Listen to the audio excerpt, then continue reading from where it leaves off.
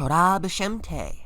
I'm Calum Traveler, and I'd like to begin this video, which is going to be primarily about texturing things with a bit of something different. First and foremost, we're going to talk about add-ons for Blender. I'm not doing a proper install video, again, until we're getting Korman 0.13. So, but I figure I might as well go over the general process of what we're doing here. So when you download an add-on like, say, ZLZ Script Extender or Korman, you will get a zip file, and inside that zip file is going to be a folder. And, when you have your folder for Korman, you're going to want to you're going to want to extract those zip folders, and then you're going to want to come to your Blender install, 2.79, scripts, add-ons, and then you're going to copy and paste the folder and your contents of the folders. And so your Korman install should look like this. And for ZLZ, Zero Length Zenith, it's going to want to look something like this. Now, here's something that you really need to be careful of. When you're copy and pasting, make sure you copy and paste the folder for the ZLZ exporter with the ones with the underscores, not the dashes. The folder with the dashes will cause it to error out, and it'll give you all kinds of grief. It took me a while to troubleshoot that. You want it to have underscores, because if you look in the folder here, every folder that has a space is representing that space with an underscore, not a dash. So, once you've had all those, added in, you want to go Control-Alt-U, or, hold on, was that the right one? I think that was the right one. Oh, wait, I wasn't even in the Blender window. Of course I wasn't. Control-Alt-U, and it'll bring up your user preferences. And you want to go to the add-on tabs, and you want to basically scroll down. You want to find, your import exports and your system for Korman. You want to make sure these are tagged active. Otherwise, you're not gonna have it active. And make sure to save your user preferences, because otherwise it won't it won't work the way you want it to if you don't save it. So as you can see off screen, I've built quite a bit of terrain here. I've completed out what's going to become a pool area, and I've completed out a little tunnel here. I've completed a path here that in the original versions of this was going to be allowing access for a Sanskrit to come down and, drink some water. We're not going to be doing that just yet, and we probably won't ever, because I'm going to be blocking it off with some chunks of lava, so as explorers cannot get to the surface, that I will not be properly modeling or rendering any. So, well, I will be modeling it to some degree, but not explorably. So, other things I've added are a book stand. This is just a temporary book stand. I just roughly modeled it and I slapped a texture on it. It's literally just a deformed cube. And I also imported one of Cyan's Nexus book models from the Pay-A-Friend pod. I went through and I did modify it a bit. I've changed the textures on the sides of the book. So it's the same texture, sort of. See, Cyan used a really low really low pixel texture on a lot of their book models, and it just looks kind of grimy. But this is the same texture from the file dump they gave us, and so I just, swapped it out. I had to do a little bit of adjustment to make sure that it, fit properly. I did smooth out some vertices on the linking panel, so it no longer has a little corner that jabs up into the air. Yes, I'm going to save this, I'm going to export it, and we are going to visit the age that we have right now, and then we're going to get into texturing it properly. Believe me when I say that this is very roughly textured, and the Smart UV texturing, the basic thing in Blender that I've been using to just slap the texture on here automatically, it is not playing so nicely with some of the geometry for some reason. And, you know, it looks kind of low poly, which in a sense it kind of is, even though it's not quite as low poly as it could be. So, you know, there's a bit of cliff there. Oof! Yeah. So, floor. I added a floor down here because of two reasons. One, I was getting really tired of walking off an edge and falling into the abyss and having to engage fly mode when testing little bits here and there. And also, eventually, this is, you know, this is going to be a swimming pool. This is going to be a swim region. This is going to be swimmable. This is going to be a little tunnel here that goes off into a little area that I have not yet modeled. And it's gonna be a little swimming pool area.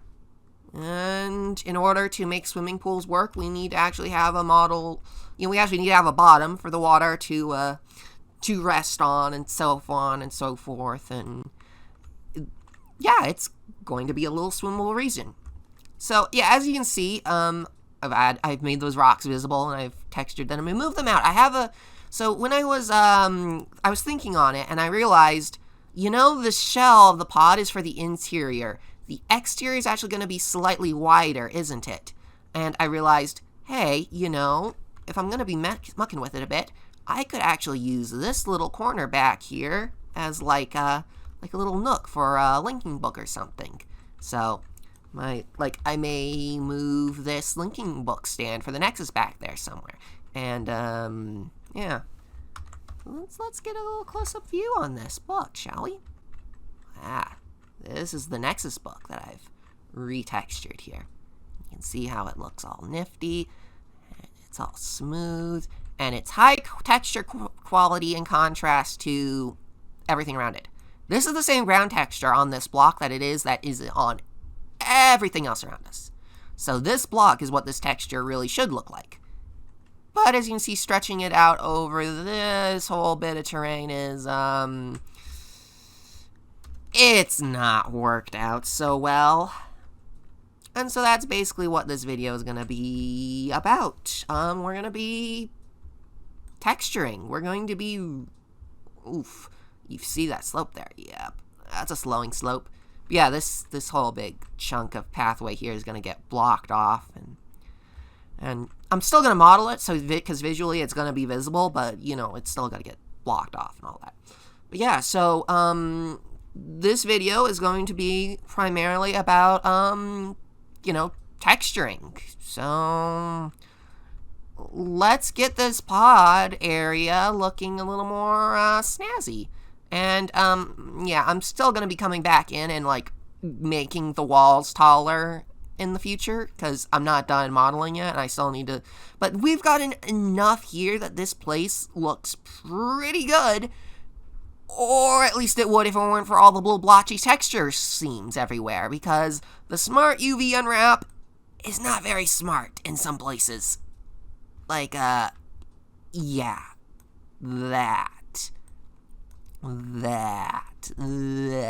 this is, it's good for a rough idea of what we're looking at, but it ain't pretty and it ain't final, and we're gonna make it look better. So this is the texture that we're currently using, Cleft Desert Floor 01, and as you can see, it is a fairly decently sized texture. But it's meant for the ground. It's not meant to be splattered all over the walls and everything, you know. Here's another version of it, Cleft Zero Floor 2. That might look better because it gets rid of some of that dark splotchy bits, but this is a really bright version. This is a really sandy version. That is actually a good texture right there. This is the texture that they use in the actual Cleft. It's a big, one of the textures anyways. You see we got the rocks, we got the grass and stuff. But it's super big. It's got everything super tiny. This is meant to be stretched out over a large swath of ground. We've got some rock textures, we've got some more dirt textures. Here's an old linking panel. But yeah, not quite the texture I want to be using though. So let's see here. What other textures do we have? We've got these descent canyon textures, and these are even smaller. These are from the dirt demo from many years ago. Here's a bigger version of some of these, and then they get small again. There's some, there's just some random textures here. Here are some waterfall textures that we'll be using at some point. We got some path, we got textures, yep. Lots of textures. Getting into Irkana textures here. We've got a lot of choices to choose from, don't we? Yeah, we do. So, the question is, what color scheme do we really want this age to have? We've got a whole bunch of rock textures. I mean, here is a big square of a texture that we use in Agira and other Dini areas. Here's another big stone texture. Here's a big texture. Here's a big texture. There are a lot of giant textures that Cyan has given us in their texture dumps, and I feel that some of these are going to be very handy to have. But, again, the question is, what do we want our color scheme to be? And I'm going to go back to, instead of I'm going to go to our PayFriend files, and I'm going to look at our temp textures. Got a sand texture. That's pretty small. Yeah. Not sure I want to use that one. Another thing you'll notice is that these are the imported textures. This is our Sky Dome texture from PayFriend. I will be using this because it is the same planet. It's the same age. You'll notice the texture name, though, is Laki Sky Base because they took this texture from Lakion from Myst 5. Gotta love it. Anyway, so, lots of textures here, lots of visuals. I will be walking you through how to modify textures and such at some future point. That's another video. Let's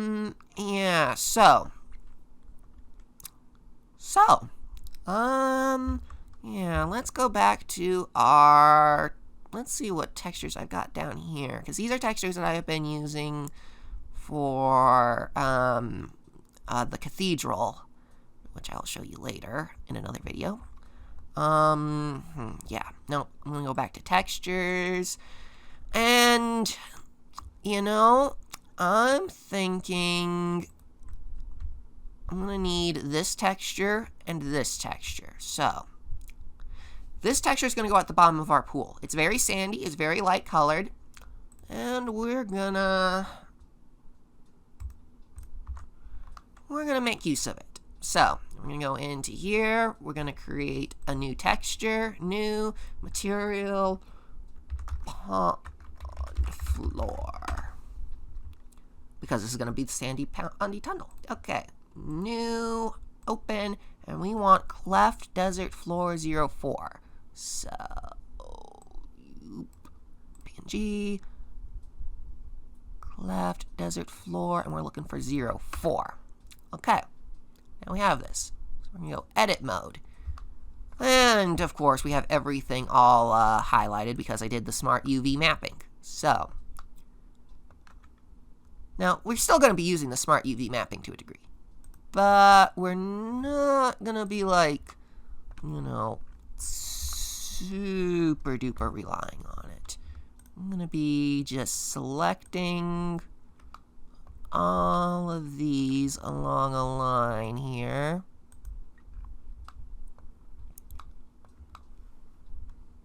Because this is going to make it easier to select.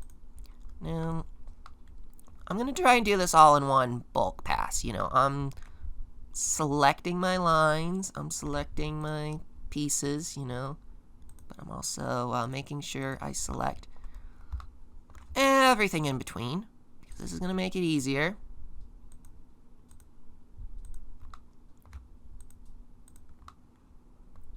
This is going to make it so much easier.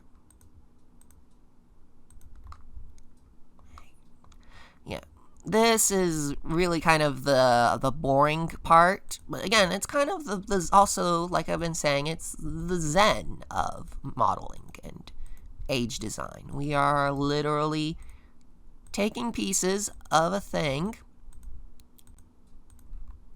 and we are, we are saying we're going to take this thing and we're just going to select all the stuff we want to select.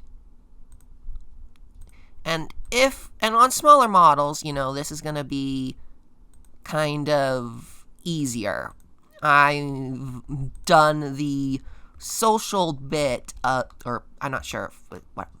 I've done the hard thing of modeling all of this terrain as one giant chunk of basically solid rock, which, you know, it works to a degree, but it also kind of makes my job harder because I can't just select the bottom of the river. Why did I do it like that?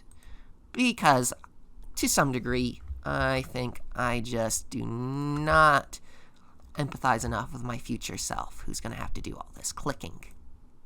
So, word of advice when you're doing your modeling, if you're thinking you're going to be doing a piece of terrain that's going to have a slightly different texture to it, do kind of like what cyan does and, you know, break your terrain up a bit. Break it up and make it, make things that are going to be samey be, you know, samey. Make things that are going to be different be different. Make things that are going to be, you know,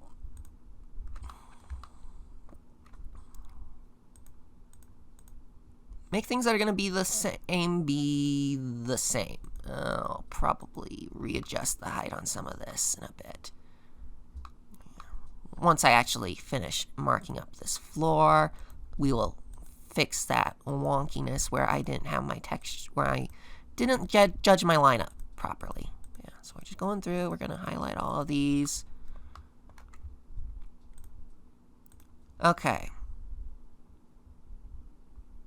I think that's everything. So, into our material window here, when we're going to select our texture, pond floor, we're going to assign it. And now, we're going to Smart UV Project. Let's see how that looks. Bright, sandy, and I did indeed miss a few textures. Oopsie. I did miss a few planes. So, let's go and resolve that, shall we? Yeah. Object, edit mode. Let's select you, boom, boom. Make sure I get you. Are there any others I missed down here? Nope, I think I got those pretty good. Okay, let's,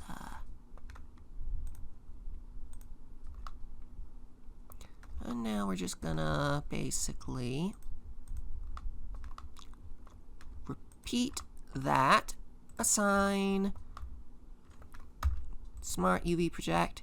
Now, you'll notice that, yeah, the Smart UV Project is still goofing up. And it's still doing things weirdly. So, how exactly are we gonna remedy this? Well, before we actually do any more meddling, let's take a look at this in game and see how this looks, shall we? Now you'll see, oh, we have a texture difference. Oh yes, I did miss one little plane down here, but again, you'll see that the Smart UV Unwrap is still kind of breaking it up weirdly. Like, you'll see these sharp lines. It's kind of, it doesn't look smooth. It looks kind of artificial. So, there's gotta be a way to fix that, right? Yeah, there's a way to fix that.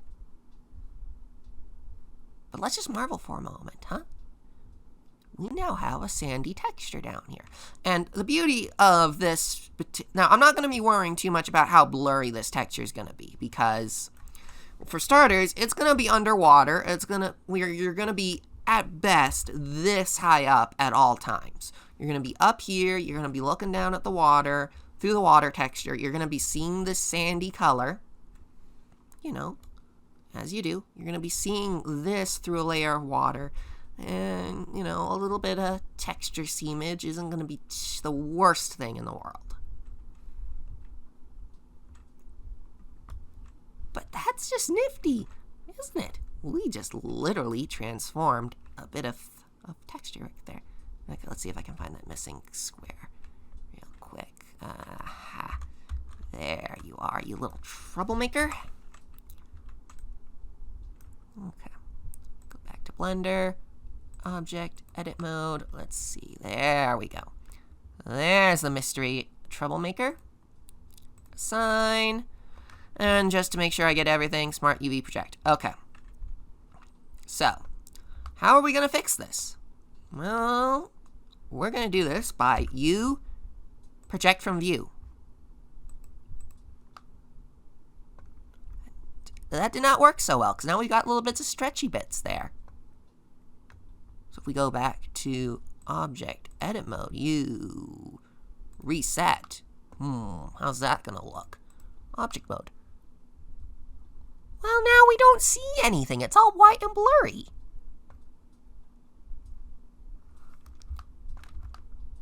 Except if we get in close, you'll notice the texture is now very much everywhere.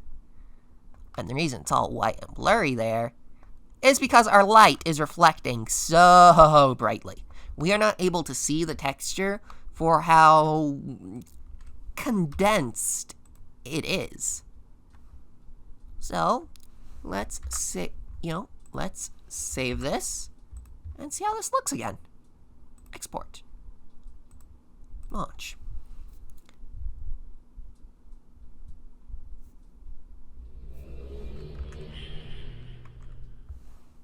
Ooh. Yeah, see, now we're going to have some differences in texture size due to the fact that some of my planes are very small and some of them are very big. But these also kind of match depending on, you know, this looks very much like a riverbed, doesn't it? This looks like it's all sand and it's all water, rivery, and you know what?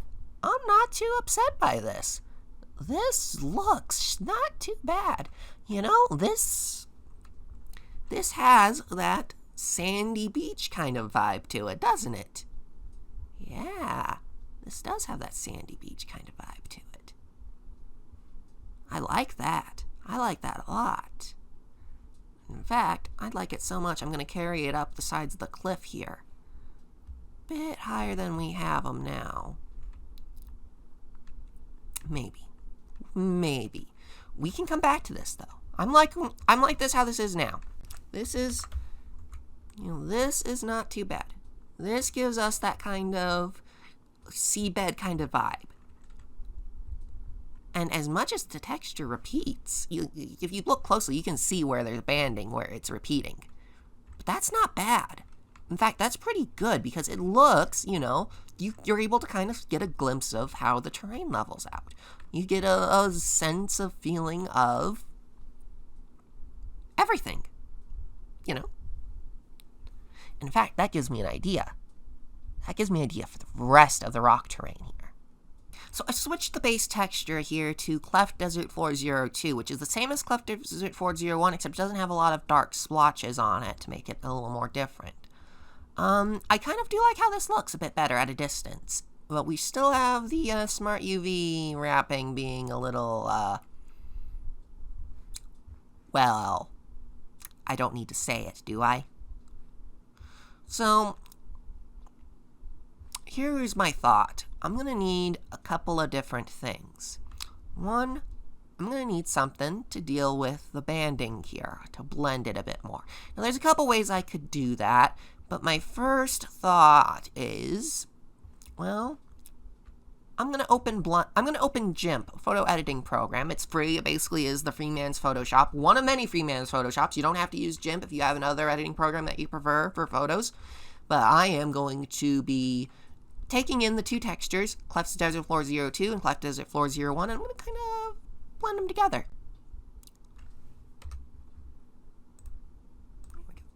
Yeah, this is Jimp. And I'm going to go Cleft Desert Floor 02. And let's go Cleft Desert Floor 01. There we go. As you can see, this is basically the same texture. Cyan just hue shifted them by a lot. So how are we going to do this? Well, I'm just going to go 200. And I'm just... Ooh.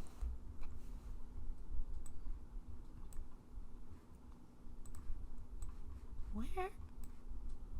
Set to... Oh, no. Set to... Multiply? No. Set to overlay? Nope.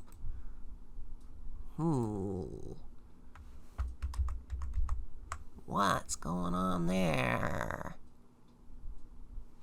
Let's try the other way around. These textures do not have alpha to them. Just by straight importing them, they do not, they have white as their erase color, basically.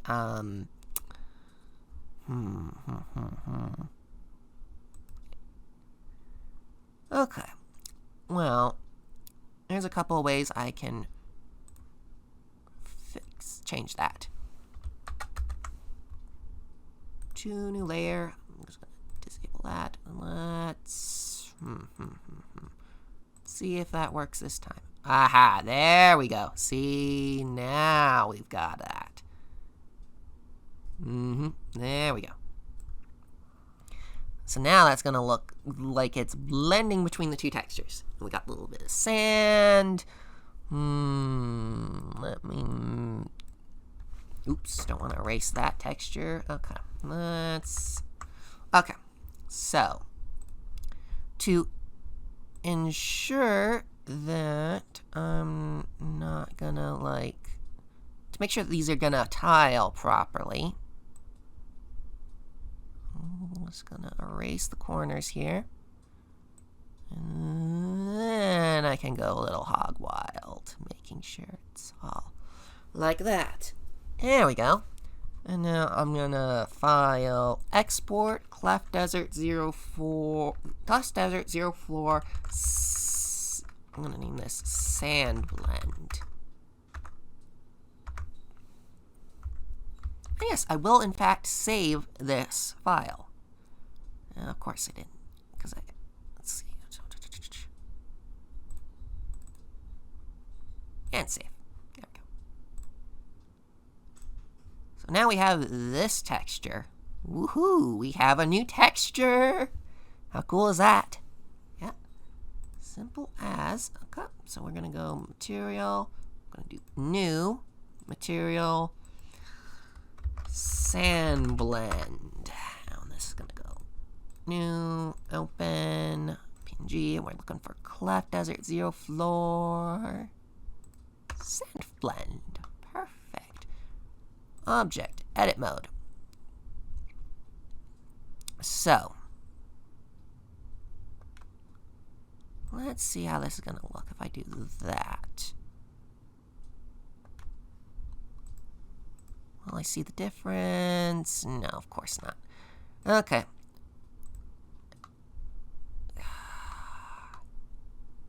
Yep, of course. Okay, we're gonna have to play this one by eye level a bit. Okay, so is there a continuous line all the way across? Yes, there is. So we're just gonna have to, select these. It's a hard line all the way across. We're just gonna have to select these manually. So.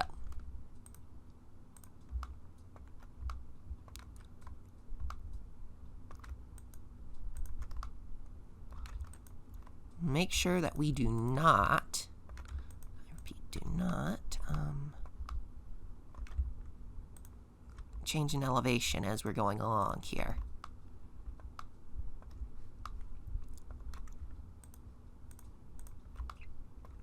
It gets easier once we have the sun shining on things.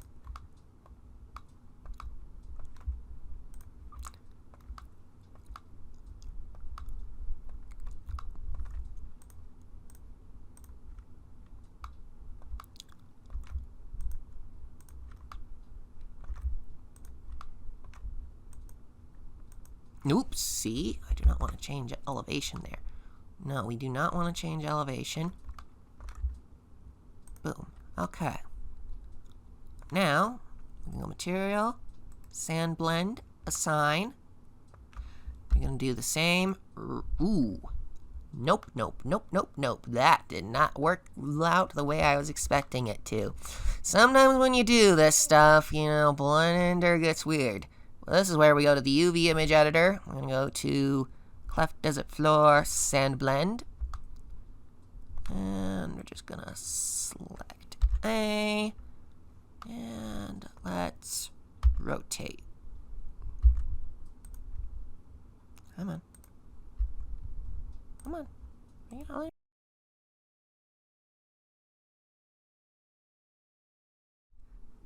Okay, so what it was I somehow my UV sculpt was turned on. Oh, now we can do what I was trying to do to begin with. Just... Ooh,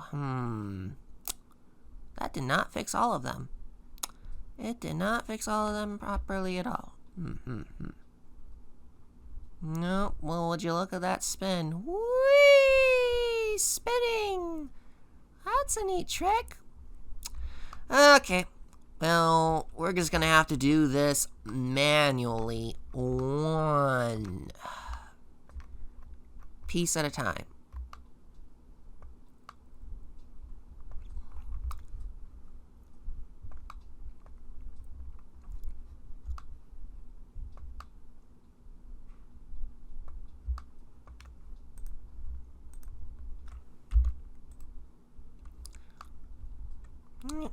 Okay, we're gonna just twist this around.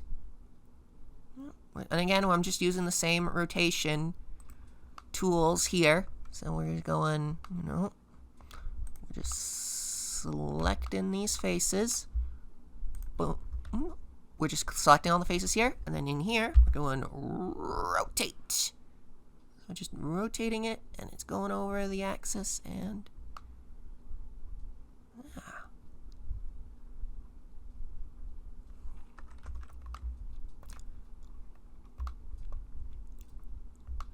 okay, select. Let's go up to here because it's just going to be easier just to do these in bunches. Sometimes you just have to do it in bunches because otherwise it's just going to get messy on you. And as you can see, this is tiling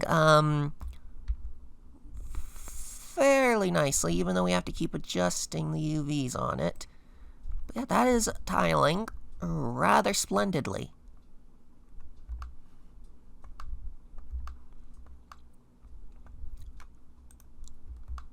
Yep.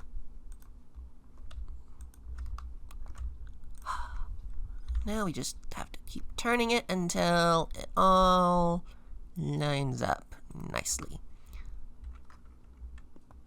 But yeah, you see how that just blends, right? That just now it's gonna blend between the sandy bits and the rocky bits. Yeah, that is pretty much the trick to this. We're just rotating in the UV view, and yeah, I will go through a bit more exactly what this particular window is and how to get to it in a once we're through. But yeah, because I just realized I did not properly explain this. But yeah, so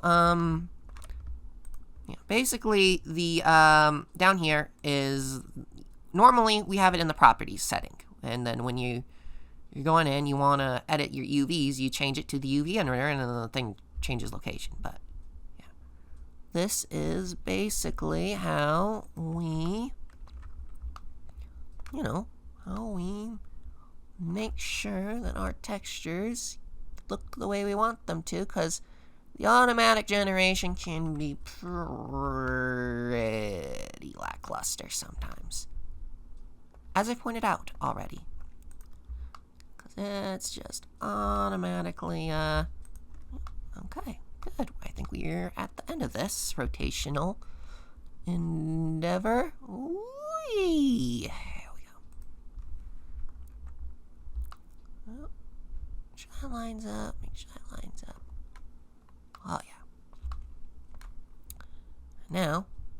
properties. Let's exit out of edit mode, and we will, yeah, we're still having a hard line here where the blurry texture is now transitioning to the harder texture, the more defined texture. And we've got a little bit of line issues here, which we will come back and fix later. But, yeah, let's see. Let's do a little test here. Let's select these. Let's go U, reset. No. I'll go U, project from view. Ooh. U, project from view, bounds. Yeah, let's try project from view, bounds, which will zoom it out, which will fit it in, I'll explain more once we actually try this out in Age and see how that looks. Yeah. Well, that might work. That might work. We'll have to see. I'm willing to write off a hard line where it transitions, as that's just the pattern of it eroding away. But we'll see. We will see how this plays out. Let's give it an export.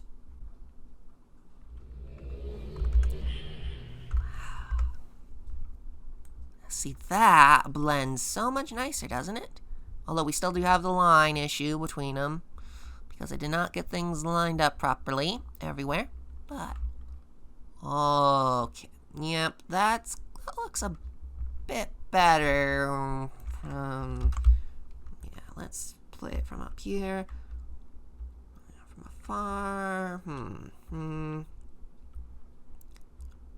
Yeah. I may have to zoom that texture out in the UV editor a bit. So let's talk project from view, shall we? Whoopsie, I did something stupid there. Yep. Okay, so project from view. In the UV window, when you do project from view, so let's say I'm getting my section of rock here, and I'm selecting my 3 bands of rock here. Well, I'm gonna project from view. Project from view stretches it out a bit. It kind of, that it basically it centers the texture, and it centers the tiles I have, and it lays them down on there. So if I go find my Cleft Desert Floor 02 here, you'll see that it kind of matches out the sand texture. And if I hit A and scale, and you get that that wild texturing look. So what does project from view look like versus project from view bounds?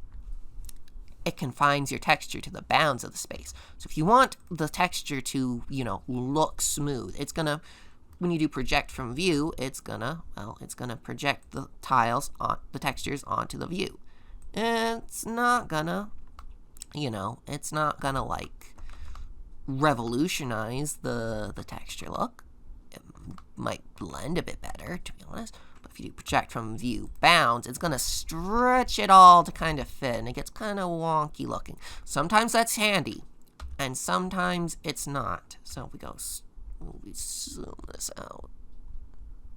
Yeah. Honestly, at this point, what I'm going to be doing is just basically just selecting all of this that we've already done here. Okay. And I'm gonna go project from view.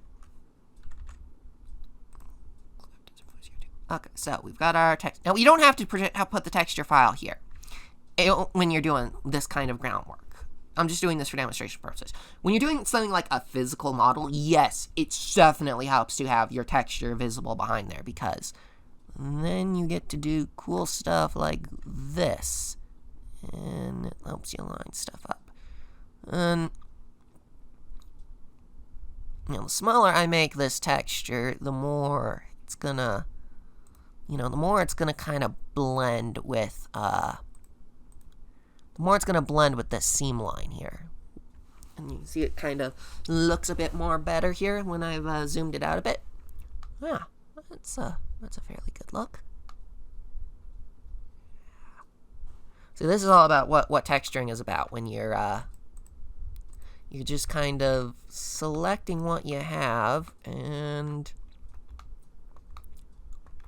you'll notice I've got my 3 rows here kind of going basically as tall as the texture itself here. So if I go back to my, yeah. Well, actually, I will go back to that once I've finished selecting my nodes here, because it makes it easier to do it this way.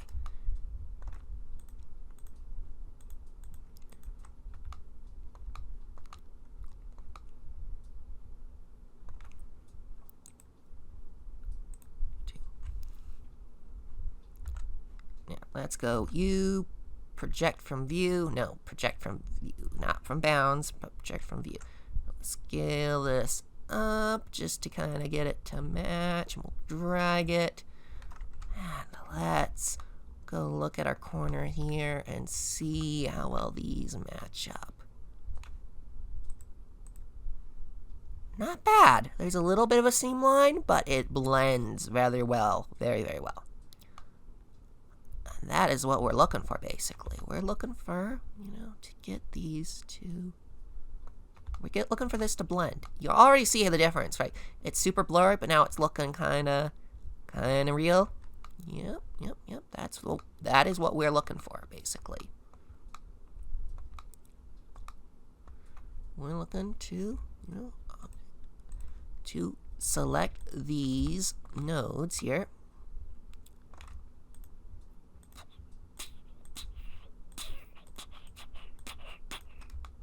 The shadows are going to give us a bit of grief here.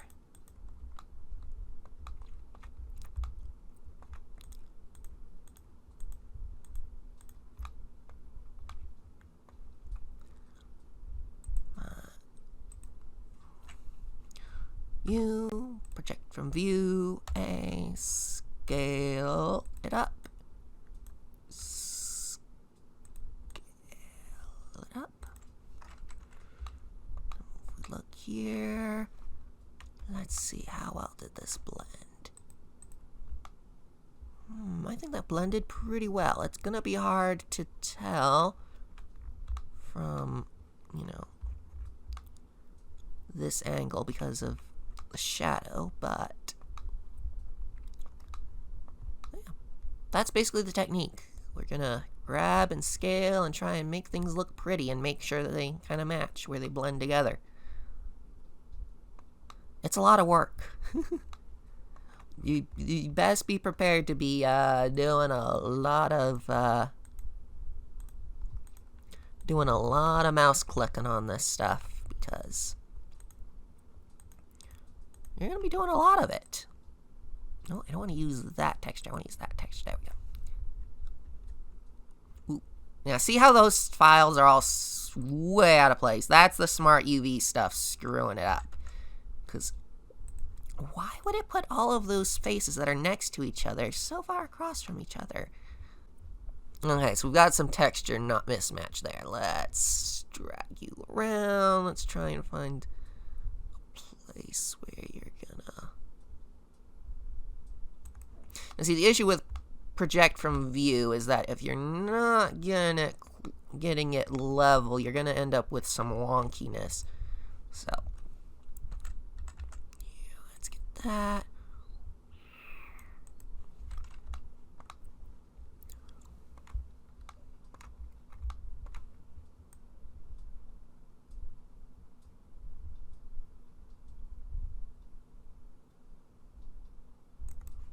How's that gonna look? Got a slight seam there. Now again, I'm not sure this is gonna be the final texture for this particular section of rock. Especially not this particular big old chunk of it, because oh boy, that's gonna be fun to do magma and lava, but I'm gonna assume this is basically the near this is the color. This is kind of the color palette I do want for this area. Plus, I already made this fancy blending texture, so why not you make sure that it matches in this area? The upper cliffs may change color. We'll see. Also, fun fact, because we're doing this sort of sandy, chalky, white-ish color on here, that's gonna thematically remind folks of Peifrin proper, because it's got all of those, you know, those little chalk hills, you know, those little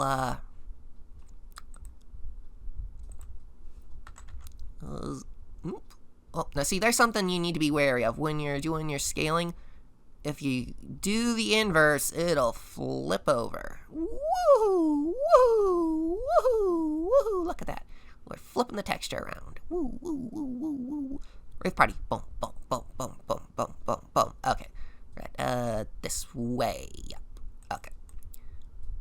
Now, you can do that just for the sake of making things look a little more interesting, though. Nothing wrong with that.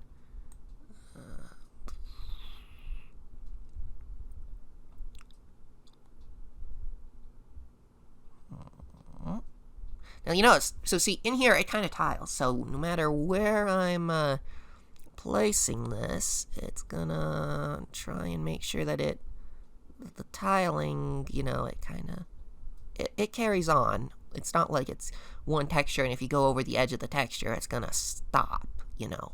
The video game engines like Blender are fairly good about that. Let's take a look. Object. Yeah, I wouldn't know that was a seam if I wasn't paying close attention. Well, this is the point where we gotta switch over to the other side of the friggin' moon, or rather the other side of the texture, to see what we're doing because of the shadows. And I think we can just finish off this section here fairly easily. To you, project from view.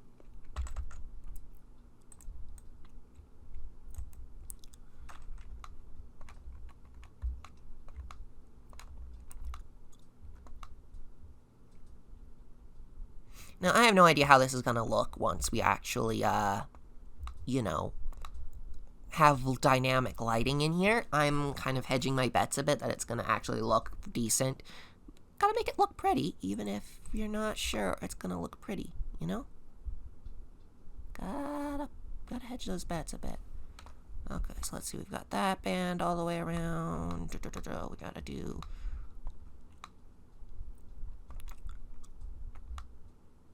Where's it cut? Ah, there's where it cuts. Edit mode. Boom, boom, boom, boom. And I have no idea how much time I'm going over here, so I'm actually gonna... Oh, there we go. Once I finish this section, I'm gonna cut it so we can, you know... So I can make some progress without, taking up your time watching this. So fast forwarding now a couple of hours into the day.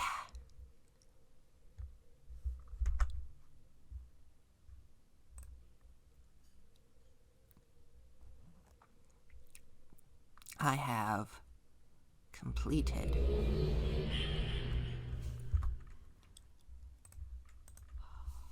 the first pass of the texturing work. There's still some rough bits here and there, but oh, this looks a whole lot more defined than it did before, doesn't it? Look at the shadows on the cliffs there. Look at the ground. Oh, yeah.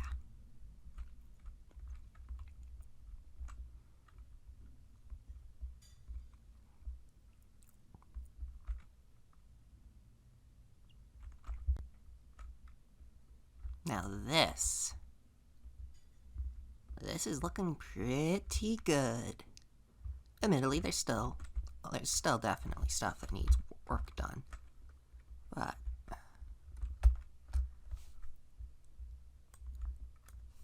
like, yeah, there's basic texturing work that still needs fixing. Like the little seam line there.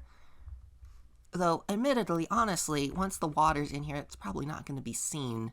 So it's probably not actually worth my effort to try and fix it perfect everywhere. But, yeah, I'm happy. I'm liking this. Very, very smooth looking.